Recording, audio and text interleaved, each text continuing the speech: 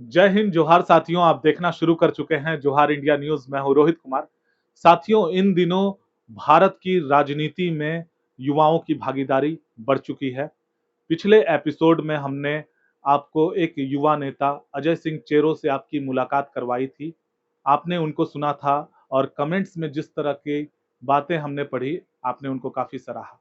आइए अब बात करते हैं एक ऐसे ही युवा नेता से और जानते हैं कि उन्होंने महज 21 वर्ष की आयु में झारखंड प्रदेश की राजनीति को गर्म करने का काम किया है।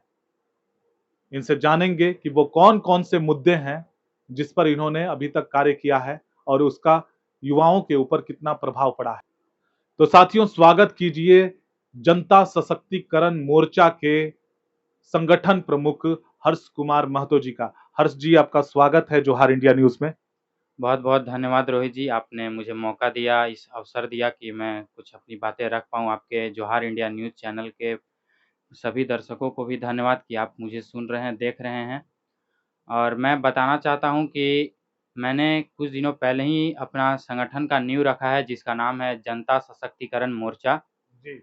और ये संगठन बेसिकली फ़ोकस करता है पलामू के और पूरे झारखंड प्रदेश के जितने भी युवा वर्ग हैं, उनके तकलीफ़ों पर और कैसे हम उनको सुधार कर सकते हैं, शिक्षा व्यवस्था तंदुरुस्त कर सकते हैं, स्वास्थ्य व्यवस्था तंदुरुस्त कर सकते हैं। और हम फ़ोकस कर रहे हैं युवाओं को कि जो भी परेशानी युवाओं के साथ हो रही हैं, वो कल के डेट में उन्हें उन परेशानियों से निपटने का उपचार मिले, उपाय मिले। क्योंकि आज के जो परिवेश में हम देख पा रहे हैं कि लोग बस वादे कर रहे हैं, काम करने का काम कोई नहीं कर रहा है। बस लोग झूठा वादा करते हैं और काम करने के समय जब आता है तो लोग झूठी-झूठी बातें बोलकर निकल जाते हैं। और हमारे जो स्टूडेंट्स हैं, वो बस इंतज़ार करते रहते हैं कि अब हमारा समस्या का समाधान होगा। आप देख लीजिए कि मैं जिस यूनिवर्सिटी से पढ़ता हूँ, मेरा बैच है 21 से 24, अभी-अभी मेरा ग्रेजुएशन कंप्लीट हुआ है। जी।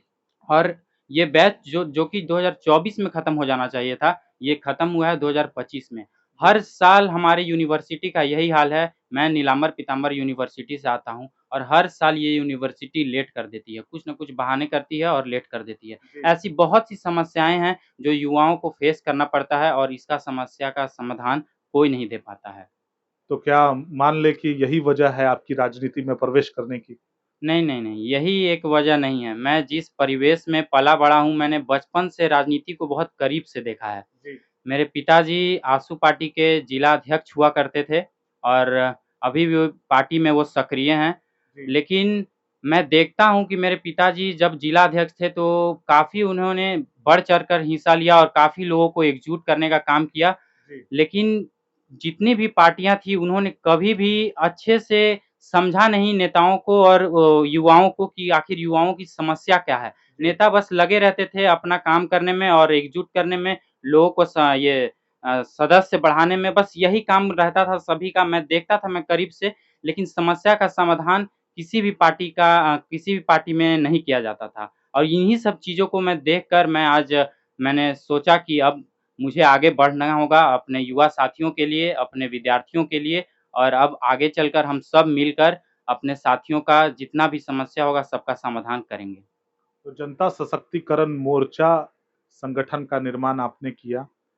इस संगठन में मुख्य भूमिका में सक्रिय रूप से आपके साथ में कौन-कौन लोग हैं?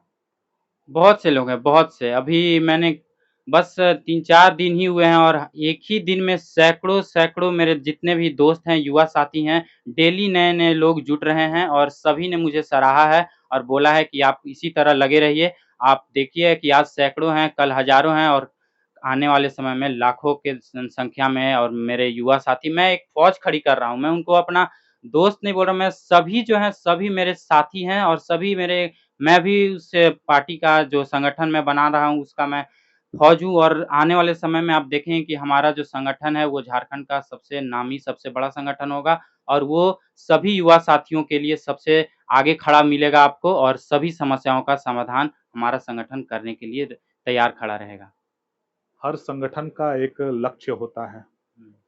इस संगठन के एम्स एंड ऑब्जेक्टिव्स जो हैं, वो कौन-कौन सी चीज़ें हैं, कौन-कौन सी बातें हैं, जिसको लेकर के युवा वर्ग आपके साथ में जुड़ेगा?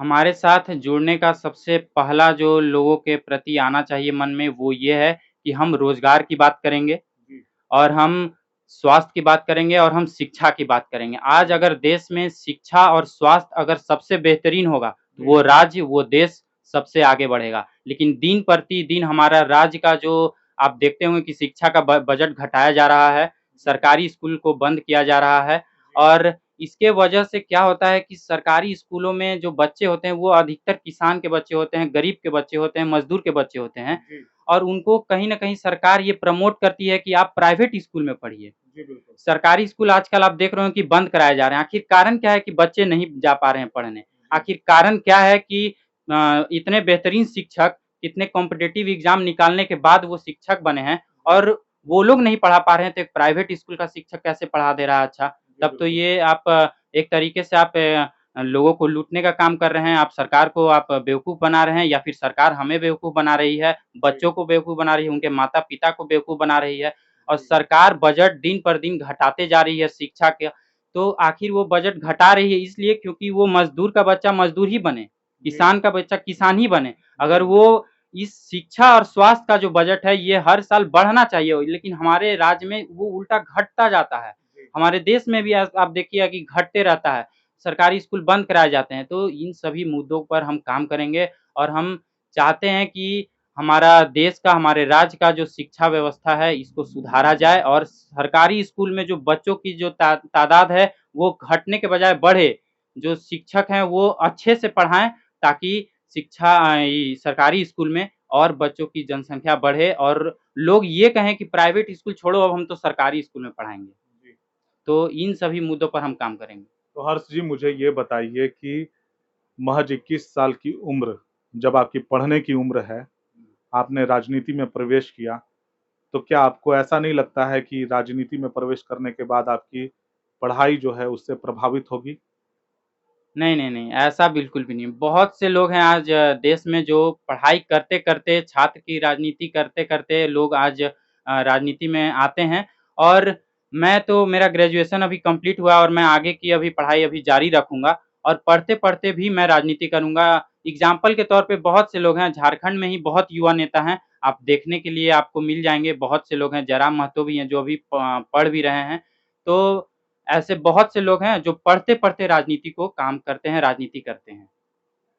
राजनीति करते हैं। तो मुझे ये बताइए कि राजनीति को आप सेवा भावना की तरह देखते हैं या फिर राजनीति को एक पेशे की तरह आप समझते हैं? राजनीति कभी भी पेशा नहीं बन सकती है। जिन्होंने पेशा बनाया है, वो एक न एक दिन मिट्टी में मिल जाते हैं और ये सभी के साथ होता है।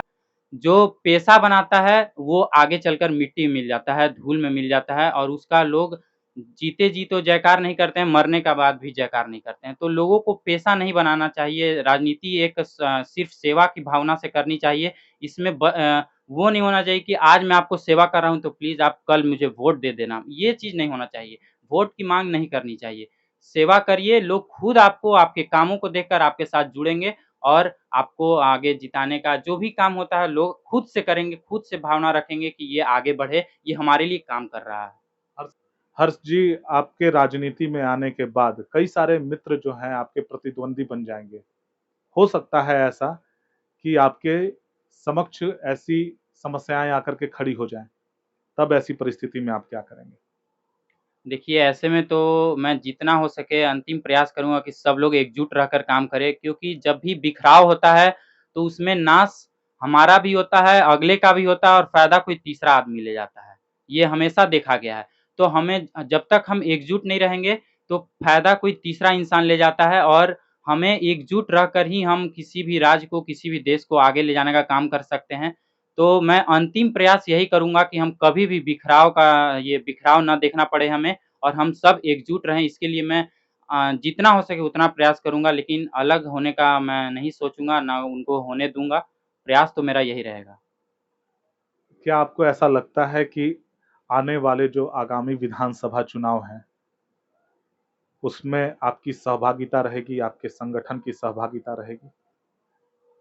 देखिए, हम बस काम करेंगे और जब लगेगा ऐसा कि हमारी जो पहचान है, पकड़ है, अगर वो बन रही है और उसे अगर किसी अच्छे लोगों को फ़ायदा पहुँच सकता है, तो फ़ायदा पहुँचाने का काम करेंगे, हमारे संगठन काम करेगी, हम अपने लिए भी काम करेंगे, लोगों के लिए भी काम करेंगे।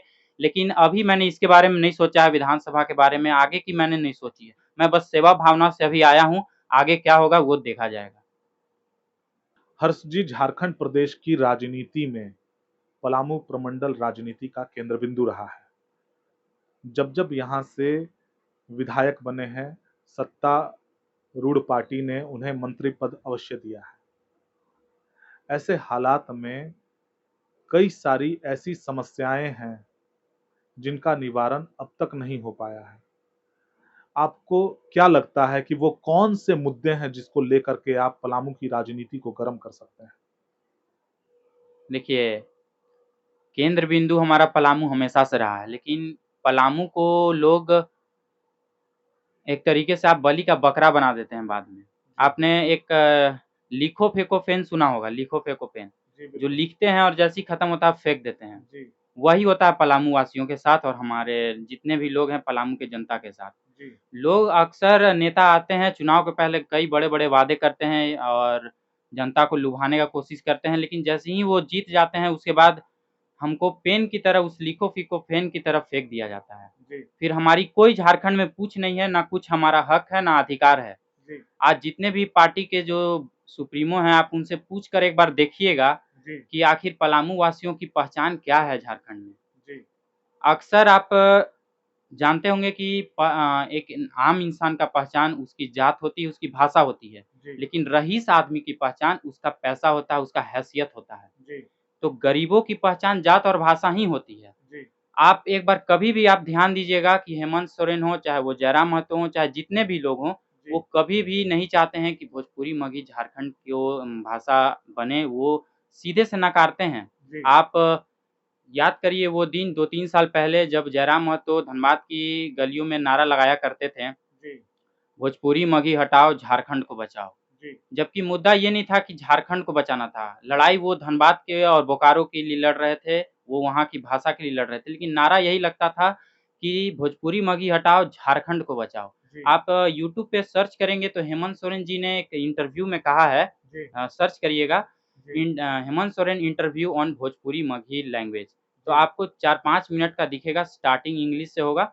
तो उसमें उन्होंने साफ-साफ कहा है कि ये बोरोड लैंग्वेज है, ये बिहार की लैंग्वेज है और ये जी, झारखंड में जब आएगी तो ये बिहारीकरण हो जाएगा। जी, तो ये कहीं न कहीं हमारी पहचान को दबाने का काम करते हैं ये लोग और सभी लोग और पलामू के भी लोग उतने ही इसमें दोषी हैं जितना वो लोग दोषी हैं। जी, बिल्कुल। हमेशा चाटुकारिता का जो राजनीति होती है, जी, लोग दब के रहना पसंद करते हैं। जी, लोग कभी सोचते ही नहीं है कि हम पलामू की आवाज़ उठाएँ। आप खुलेआम जब कोई नेता आपको दबाता है, आपकी भाषा को दबाता है और आपकी पहचान को दबाता है, जी, तो हम खुलेआम क्यों नहीं बोल पाते हैं कि नहीं आप ऐसा नहीं कर सकते हैं। बिल्कुल। जबकि यहाँ के लोग उस पार्टी का पद पाने के चक्कर में उसमें गुलाम बन के रह जाते हैं जी, बिल्कुल। और कभी भी अपने प्रमुख से जाकर नहीं बोलते हैं कि नहीं आप ऐसा नहीं कर सकते हैं, कभी भी जी, लड़ते नहीं हैं। जी, तो मैं पलामू को उसकी पहचान दिलाने के लिए आया हूँ जी, और हमारी पहचान, हमारी गरीबों की पहचान भाषा और जात ही होती है। जब हम रईस हो जाते हैं, अमीर हो जाते हैं, तब हमारी पहचान हैसियत की हो जाती है, पैसों की होती है। जी, बिल्कुल। लेकिन हमारी पहचान को हमेशा बड़े-बड़े नेता लोग दबाते आए हैं, चाहे वो जयराम महतो हों, चाहे वो हेमंत सोरेन हों, चाहे जितने भी बड़े-बड़े नेता हों। जी, बिल्कुल। तो पलामू को आगे बढ़ने की ज़रूरत है, पलामू के लोगों को सोचने की ज़रूरत है। जो नेता आज इस इन सभी पार्टियों का सदस्य बन रहे हैं, मैं जनता से कहूँगा कि आप उनसे एक बार पूछिए कि आप क्यों इनकी पार्टियों में हैं? आप जी, क्या कर रहे हैं? आप ये तो हमको खुद दबाते हैं और आप इन्हीं की पार्टी में काम कर जी, रहे हैं। बिल्कुल। तो ये लोग अपने धरती को तो धोखा दे ही रहे हैं, अपनी माटी को धोखा दे रहे हैं, अपने साथ-साथ अपनी जनता, अपनी भाषा सबको धोखा दे रहे हैं। जी, तो यही वजह है कि आप किसी पार्टी से ना आकर के स्वतंत्र हो करके आप अपने संगठन का निर्माण किया और सांगठनिक राजनीति कर रहे हैं। जी हाँ, मैं पलामू को वो पहचान दिलाने के लिए आया हूँ, वो हक और अधिकार दिलाने के लिए आया हूँ जो झारखंड में उसकी होनी चाहिए। पलामू को उप राजधानी मिलना चाहिए, पलामू को दूसरा रांची बनाने के लिए मैं आया हूँ। आज जो शिक्षा प्राप्त करने के लिए यहाँ से लोग रांची जा रहे हैं, जी, जो स्वास्थ्य की कामना करते हैं लोग और रांची जाते हैं, जी, वो सभी चीज़ यहाँ पे उपलब्ध क्यों नहीं है? आज कुछ भी होता है, आज कुछ एक्सीडेंट हो गया तो रिम्स भर्ती करो, सब कोई रांची जाओ। जी। यहाँ पे क्यों नहीं बन सकता है? बड़े-बड़े अस्पताल, बड़े-बड़े कॉलेज क्यों नहीं बन तो सकते आप हैं? एमएमसीएच की बदहाल व्यवस्था पर सवाल खड़ा कर रहे हैं। जी, बिल्कुल, बहुत बदहाल व्यवस्था है और आप देखते होंगे कि जैसे ही आप घुसिएगा तो आपको पहले बोला जाएगा कि कोई भी क इमरजेंसी कंडीशन हो पहले पर्ची कटाओ। पर्ची कटाते-कटाते बेचारा पेशेंट अपना जान गँवा देता है। जी। तो इस पे बहुत सी समस्याएँ हैं। आप देखिए कि पहले सड़क अभी देखिए सड़क का निर्माण अभी अभी शुरू हुआ है, जबकि मेरे मोहल्ले के इतने लोग हैं जो आधे रास्ते पहुँचते-पहुँचते तक उन्होंने अपना जान गँवा दिया। सड़क व्यवस्था कभी दुरुस्त नहीं है। जी। तो बहुत सी मुद्दा है जो आप देख लीजिए कि आज मेट्रो का जो काम हेमंत सोरेन ने ऐलान किया, कहाँ पे किया है? आप जमशेदपुर, धनबाद, रांची सबको जोड़ रहे हैं, लेकिन आपने पलामू को छाँट दिया। मैं नहीं माँग नहीं कर रहा हूँ पलामू में मेट्रो अभी माँग नहीं कर रहा हूँ, लेकिन आप पलामू में रांची को कैसे कनेक्ट किया जाए पलामू से अच्छे तरीके से और ताकि लोगों को आसानी हो। आप देखिए कि कोयला के लिए आपने एक स्पेशल ट्रैक बनवा दिया है। जी। कि कोयला एकदम वहाँ लोड हो एकदम बिना उसको रुकावट के वो सीधे एकदम चला जाए फैक्ट्री में, जी, जहाँ बिल्कुल। कारखानों में। लेकिन आप जनता के लिए क्यों नहीं सुविधा कर रहे हैं कि जनता डायरेक्ट 2 घंटा में रांची पहुँच जाए? जी, बिल्कुल। तो मैं दूसरा रांची पलामू को बनाने के लिए आया हूँ।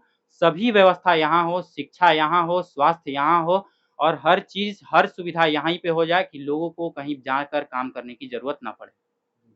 तो साथियों आप सुन रहे थे हर्ष कुमार महतो जी को, जिन्होंने हालिया जनता सशक्तिकरण मोर्चा के नाम से एक संगठन का निर्माण किया है। संगठन के प्रमुख हैं। बड़ी तेजी से युवा वर्ग इनके संगठन से जुड़ रहा है। ये तो बाद की बात है कि पलामू को लेकर के ये जिन मांगों को लेकर के ये आगे बढ़ रहे हैं, उस पर ये कितने दिनों तक कायम रहते हैं। फिलहाल इनमें जो जोश और जुनून देखने को मिल रहा है, वाक़ई में काबिले तारीफ़ है और जिस तरह की इनकी माँग है, पलामू को लेकर के उपराजधानी बनाने को लेकर के इनकी जो माँग है, उस पर आप कमेंट सेक्शन बॉक्स में ज़रूर हमें कमेंट करके बताइएगा कि क्या कुछ होना चाहिए और इन्हीं तरह के तमाम लोगों से मिलने के लिए आप जोहार इंडिया न्यूज़ देखते रहिए। हर्ष जी आपका बहुत-बहुत धन्यवाद हमारे स्टूडियो में आने के लिए।